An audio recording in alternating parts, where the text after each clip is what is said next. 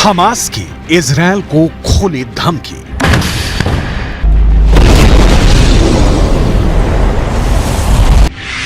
एक भी बंधक जिंदा वापस नहीं जाएगा। नेतन्याहू की खामोशी से उठे सवाल। 137 बंधकों का क्या होगा?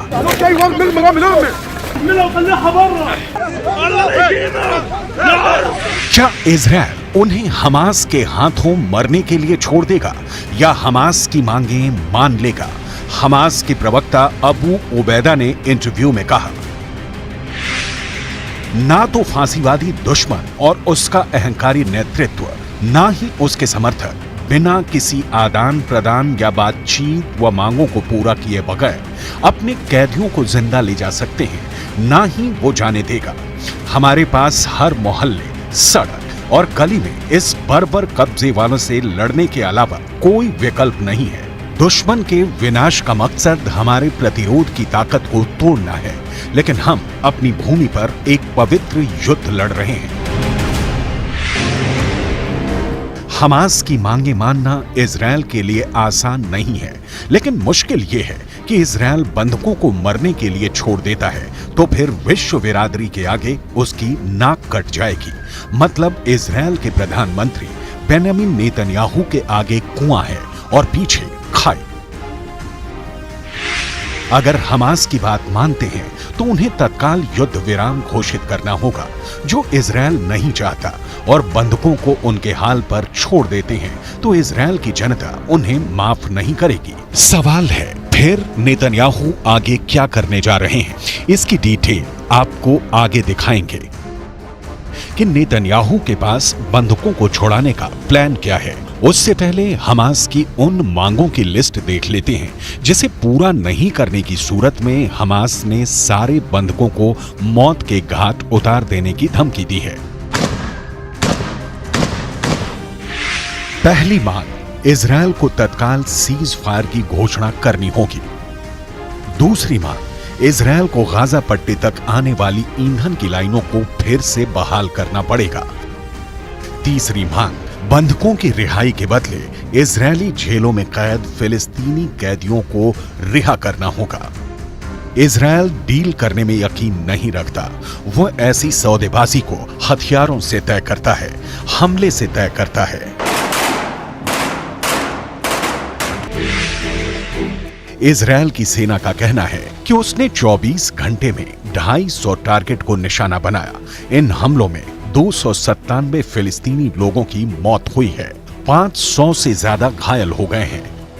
हमास ने कहा है कि 7 अक्टूबर से अब तक 18,000 से ज्यादा फिलिस्तीनी मारे गए हैं। इजरायल का कहना है कि उसने 7,000 हमास के आतंकियों को मार गिराया है। ऐसा करते हुए इजरायल के 98 जवान शहीद हो गए हैं और 600 से ज्यादा जख्मी हुए हैं। हर युद्ध की कीमत चुकानी पड़ती है, लेकिन इसकी सबसे ज्यादा कीमत तो बंधक चुका रहे हैं। इन बंधकों को 7 अक्टूबर को हमास गाजा उठाकर ले आया और तब से अब तक इनके सिर पर हमास की बंदूकें तनी हुई हैं। हमास ने बहुत सोची समझी रणनीति के तहत इजरायल से लोगों को अगवा किया था। हमास का मकसद ही था कि इजरायली लोगों को अगवा करके रखेंगे और जब बाजी पलटने लगेगी तो इजरायल से बंधकों की जान का सौदा करेंगे। हमास वही कर रहा है, लेकिन हमास की परेशानी ये है कि नेतन्याहू बावजूद इसके गाजा की तबाही पर रोक नहीं लगा रहे हैं। क्यों? इसे जानने के लिए आपको सिर्फ 2 मिनटों का इंतजार करना होगा, क्योंकि उससे पहले बंधकों की पूरी डिटेल समझनी जरूरी है। इजरायल और हमास के बीच संघर्ष विराम हुआ था, जो 1 सप्ताह के बाद 1 दिसंबर को टूट गया। इसमें 105 बंधकों को हमास ने रिहा किया था, जिसमें से 80 इजरायली थे। इनके बदले इजरायल ने 240 फिलिस्तीनी कैदियों को रिहा किया था। इजरायल का कहना है कि अब भी 137 बंधक हमास के कब्जे में हैं। हमास 137 बंधकों के बदले इजरायल को झुकाना चाहता है, लेकिन नेतन्याहू के रुख को देखकर नहीं लगता कि वो इस वक्त किसी भी तरह के समझौते के मूड में है। यूएन में अमेरिका ने जब युद्ध विराम के प्रस्ताव पर वीटो किया तो इसका मतलब यही निकलता है कि इजरायल हमास का पूरा सफाया करके ही दम लेना चाहता है। लेकिन इस बीच वो बंधक है जिनके परिजनों का रो रो कर बुरा हाल है। इस बीच कतर है जिसका कहना है कि फिर से सीज फायर कराने की कोशिशें जारी हैं। लेकिन दूसरी ओर कतर ही कह रहा है कि इजरायल की बमबारी सक्सेसफुल रिजल्ट देने में बड़ी अड़चन है। मतलब कतर भी चाहता है कि जैसे पहली बार सीज फायर के दौरान बंधकों के बदले फिलिस्तीनी कैदियों को इजरायल ने रिहा किया, उसी तरह एक बार फिर किया जाए। लेकिन नेतन्याहू सख्ती दिखा रहे हैं, क्योंकि गाजा के पूरी तरह तबाह होने में अब महीनों या साल नहीं लगने वाले। इजरायल चाहता है कि जब उसका गोला बारूद चलना बंद हो उससे पहले हमास का सूपड़ा साफ हो जाए, लेकिन समस्याएं कई हैं।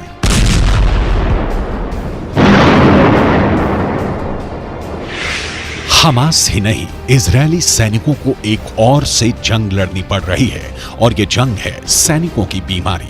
इसके अलावा यमन के हूती हैं जिनका हमला रुक ही नहीं रहा। इसके साथ ही हिजबुल्लाह है जो लगातार धमकी देते हैं, और तो और ईरान है जो लगातार इन संगठनों को खाद पानी देता है।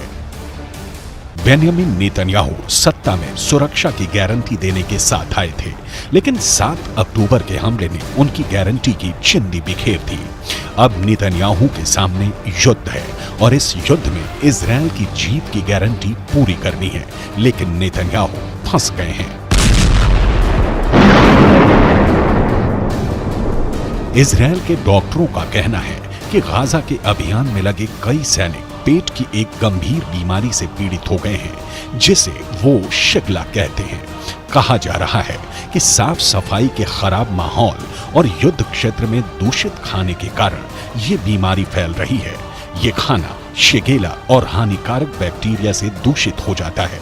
परिवहन के दौरान इस भोजन को ठंडा भी नहीं किया जाता है, जिसके चलते बैक्टीरिया इसमें बने रहते हैं, और जब उस भोजन का सेवन किया जाता है तो सैनिक बीमार पड़ जाते हैं। इजरायल की सेना उत्तरी गाजा में इस वक्त भयंकर तबाही मचा रही है। गाजा का मोर्चा इजरायली सेना के लिए जाना पहचाना है। गाजा इजरायल के बीच की दूरी भी कोई समस्या नहीं है, लेकिन युद्ध जैसे जैसे लंबा खिंच रहा है, मुश्किलों का आना लाजमी है। शिगेला बैक्टीरिया का एक प्रकार है। जब यह शरीर के अंदर प्रवेश होता है तो पेचिस का कारण बनता है, जिसे शिगेलोसिस कहा जाता है। इसके लक्षणों में बुखार, खून या लंबे समय तक रहने वाला दस्त, पेट में गंभीर ऐंठन या डिहाइड्रेशन शामिल है। अगर इस बीमारी का समय से इलाज ना हो तो मरीज की जान भी जा सकती है। 7 अक्टूबर को इजरायल ने 1400 लोगों को खोया, और उसके बाद 98 सैनिक उसके मारे गए हैं।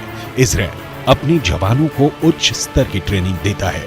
गाजा में बीमारी के फैलने के बाद नेतन्याहू सरकार एक्शन में है। सैनिकों को स्वस्थ रखने के साथ ही गाजा को इजरायली डिफेंस फोर्स खाक बना रही है, और सिर्फ गाजा ही नहीं, इजरायल यमन पर हमले की भी तैयारी कर रहा है।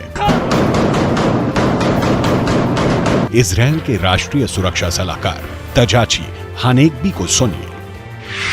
इजरायल हूथी विद्रोहियों को रोकने के लिए दुनिया को संगठित होने का कुछ समय दे रहा है, क्योंकि ये एक वैश्विक मुद्दा है। लेकिन अगर दुनिया कोई व्यवस्था नहीं कर सकी तो हम नौसैनिक घेराबंदी हटाने के लिए कार्रवाई करेंगे। इजरायल को आज न कल हूथी और हिजबुल्लाह जैसे संगठनों से दो हाथ करना ही होगा, क्योंकि हमास के खात्मे के बाद ये संगठन ईरान के नेतृत्व में ज्यादा एक्टिव होंगे। यमन के हूथी और हिजबुल्लाह दोनों ईरान की तरह शिया हैं, लिहाजा ईरान सुन्नी हमास की तरह इन संगठनों के पीछे से हाथ भी नहीं खींचने वाला। इसीलिए इजराइल की हमेशा से कोशिश रही है कि जब सफाई हो रही है तो लगे हाथ हूथी और हिजबुल्लाह दोनों को साफ कर दिया जाए। यहाँ हूथी विद्रोहियों के बारे में कुछ दिलचस्प जानकारी देख लीजिए।